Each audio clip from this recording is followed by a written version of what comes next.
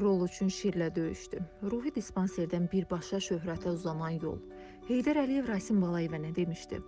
Ötən həftə xalq artisti, Azərbaycan kinosunun nəsimisi Babəyi olan Rasim Balayevi itirdik. Ölkə az onun haqqında maraqlı faktları bir araya toplayıb.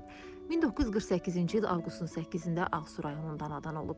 Ailənin böyüyü Rasim boyca hündür olsa da çəlimsizin biri idi. Amma bu uşağın oxumağa, öyrənməyə o qədər həvəsi vardı ki, 5 yaşında artıq əlifbanı bilir, 6 yaşında heç kimin köməyi olmadan kitab oxuyurdu.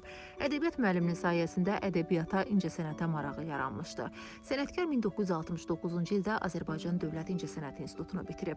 O ilk dəfə Bakı Kino Studiyasında Ulduzlar Sönmür əsərində kiçik bir rolda çəkilib. Oynadığı Nəsimi, Babək və Dədə Qorqud filmlərindəki rollarda əsl tamaşaçı sevgisini qazanıb. Aktyor gənc yaşlarında davaya qarışır və xuliqanlığa görə 100 gün Gəncədə həbs yatır. Həmin vaxtlardan danışan sənətkar həbsin ona həyat dərsi olduğunu deyirdi. Nəsimi filmindəki roluna görə ən yaxşı kişi rolu mükafatına layiq görülüb. O kinoda birinci baş rolu ilə bütün ölkədə tanınmışdı. Necə deyərlər, Rasim Balayev bir səhər oyandı ki, bütün ölkədə məşhurdur. Aktyor 34 yaşında artıq Azərbaycanın xalq artisti idi. Onunla bağlı maraqlı faktlardan biri də bir müddət psixodispanserdə olmasıdır. Atasının ölümündən sonra ruhi sarsıntı keçirən Rasim artıq həyatdan əlini üzmüşdü. Bu vaxt ikinci oğlu dünyaya gəlir. Rasim Balayev xəstəxanadan xəbər göndərir. Oğlanın adını Asim qoysunlar. Ölsəm adının əvvəlinə R hərfi əlavə edərsiniz. Rasim Balayev dispanserdə ruhi çırpıntılar yaşayarkən rejissor Həsən Seyidbəyli və yazıcı İsa Hüseynov Nəsimi roluna aktyor axtarırdılar. Həsən Seyidbəyli Nəsimi rolunda Rasimi çəkməkdə israrlı olsa da, aktyor ömrünə az qaldığını deyərək əvvəlcə razılaşmır.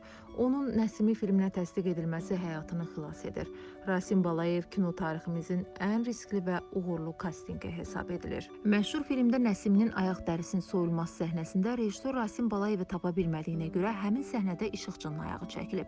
O, çəkiliş zamanı harda olması barədə suala cavab olaraq bazara qarpız almağa getdiklərini söyləyir.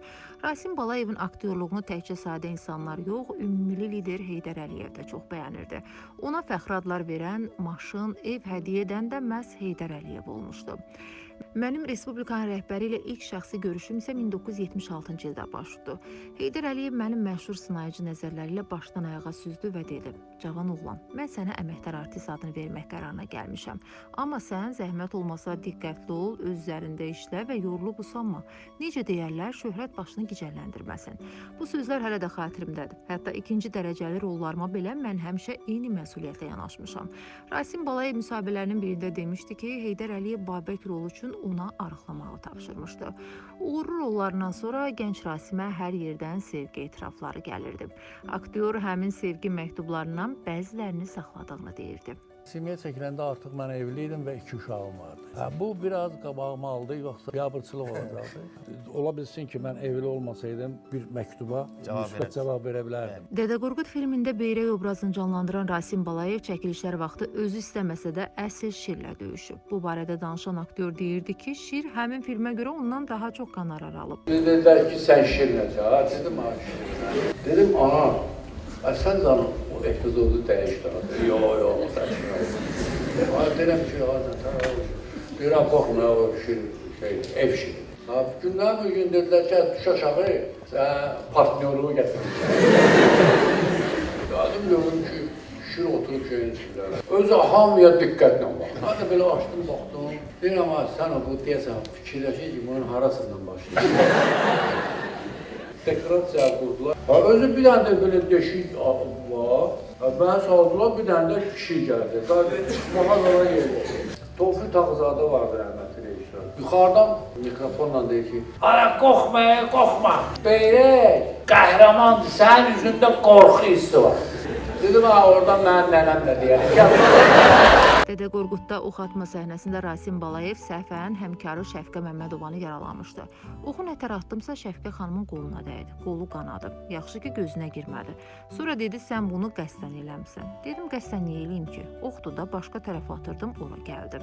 Bir çox aktyordan fərqli olaraq Rasim Balayev rejissorluğa həvəsi və istedadının olmadığını deyirdi. Xalq artisti vaxtı ilə Tamada kimi toylara dəvət edildiyini, lakin ehtiyacı olsa da bundan imtina etdiyini söyləyib. Sənətkarın ən yaxın dostlarından biri də xalq artisti Alim Qasımov olub. Xanəndə Rasim Balayevin öldüyü gün yazırdı ki, sənin yoxluğun dostların üçün sözlə ifadə olunmayan bir boşluqdur.